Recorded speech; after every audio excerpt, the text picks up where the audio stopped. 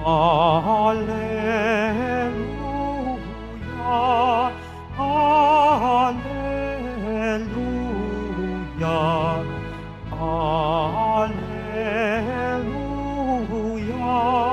Alleluia.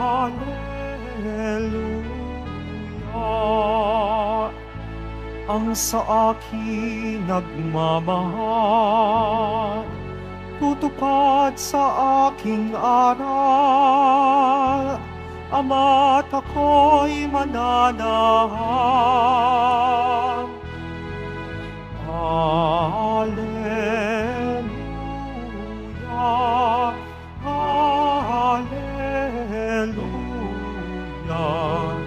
Alleluia, Alleluia.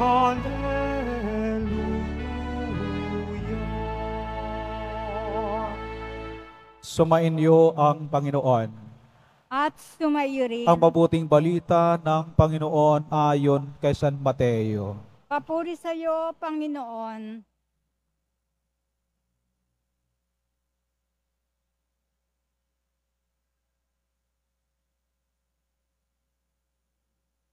Noong panahong iyon, sinabi ni Jesus sa kanyang mga alagad, "Hindi lahat ng tumatawag sa akin, Panginoon, Panginoon, ay papasok sa kaharian ng langit, kundi yaon lamang sumusunod sa kalooban ng aking Amang nasa langit.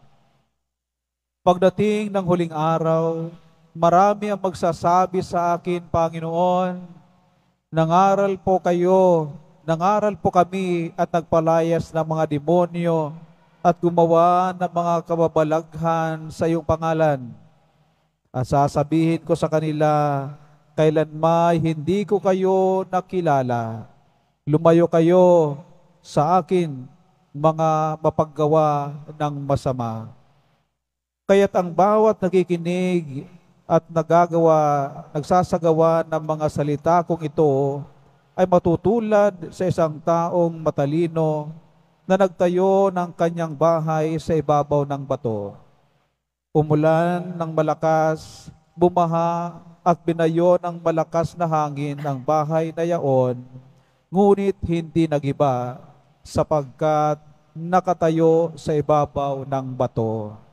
Ang bawat nakikinig ng aking salita at hindi nagsasagawa nito ay matutulad ng isang taong hangal na nagtayo ng kanyang bahay sa buhanginan. Umulan ng malakas, bumaha at binayo ng malakas na hangin ang bahay. Bumagsak ang bahay na yaon at lubusang nawasak. Nang masabi na ni Jesus ang mga pananalitang ito, ang mga tao'y namangha sapagkat nagturo siya na parang isang may kapangyarihan at hindi tulad ng mga eskriba. Mga kapatid, ang ebanghelyo ng ating kaligtasan. Pinupuri ka namin, Panginoong Hesukristo. Magsipo muna po ang lahat. Magandang hapon po sa ating lahat. Siguro po sumagi na rin po sa inyong isipan ang katanungang ito. Sino po ba ang makapapasok sa kaharian ng langit? Nung ako po'y nag-aaral pa lamang sa seminaryo, ako po'y nakasakay sa isang bus at nakatabi ko po isang born again. Nung malaman niya ako'y seminarista, tinanong niya ako, ligtas ka ba? At ito rin po ang magandang tanong sa atin, magandang tanong para sa ating mga sarili. Ligtas ba tayo? Ligtas ba ako? Tanungin natin ang ating mga kanya-kanyang sarili. Ligtas nga ba ako? Ang maging bininyagan, Katoliko, ay kasiguruhan na po ba na maliligtas? O kaya, kung hindi ba, kasapi sa simbahang Katolika, maliligtas nga ba sila? Ayon po sa turo ng ating simbahan, mga kapatid, may kaligtasan kahit sa mga taong hindi kasapi ng ating simbahang Katolika. At hindi naman po ibig sabihin na kapag kasapi ka na ng simbahang Katolika, ay talaga namang ligtas ka na talaga. Anong sasabihin natin, bakit pa ako magpapabinyag sa simbahang Katolika na hindi naman pala ako siguradong maliligtas din ako? Sa simbahang Katolika, merong 7 sakramento. Anong ibig sabihin ng 7? Kompleto. Anong sakramento? Pamamaraan sa kabanalan. Kompleto po ang ating simbahan ng pamamaraan sa kabanalan. Yan ang advantage, Pero, kung hindi po natin pagdadamutan itong pamamaraan sa kabanalan, kahit po tayo nabinyagan, hindi po yan garantiya na tayo po'y maliligtas na. Ito rin pong tinutumbok ng ating ebanghelyo ngayon, mga kapatid. Walang iba kundi si Jesus mismo ang nagsasabi,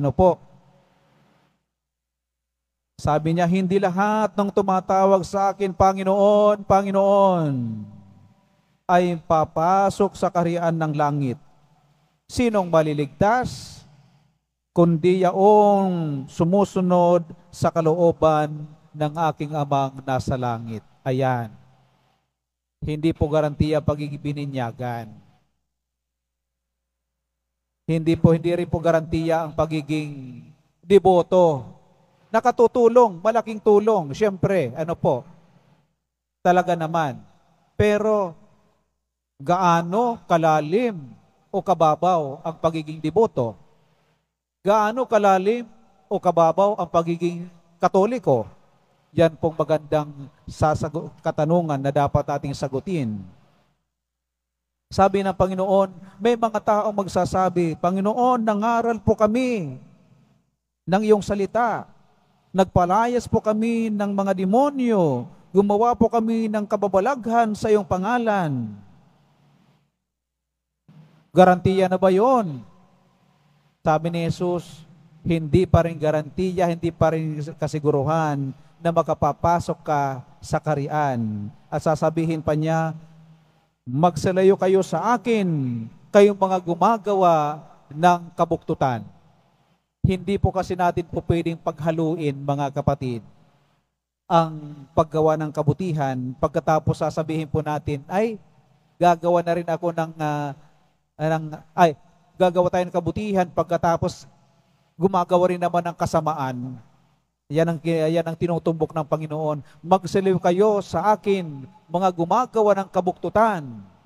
Pagkatapos mong magpalayas ng demonyo, mangaral sa pangalan ni Jesus, gumawa ng kababalaghan, ano bang nangyayari sa iyo? Pagkatapos mong magdebosyon, ano bang nangyayari sa iyo? At ano nga bang tunay na debosyon? Ang dami po mga deboto ng ating Poong Jesus Nazareno. Deboto sa pangalan kasi, Biyernes o kahit hindi Biyernes, nagpupunta po rito sa simbahan, dambana ng ating Nuestro Padre Jesus Nazareno.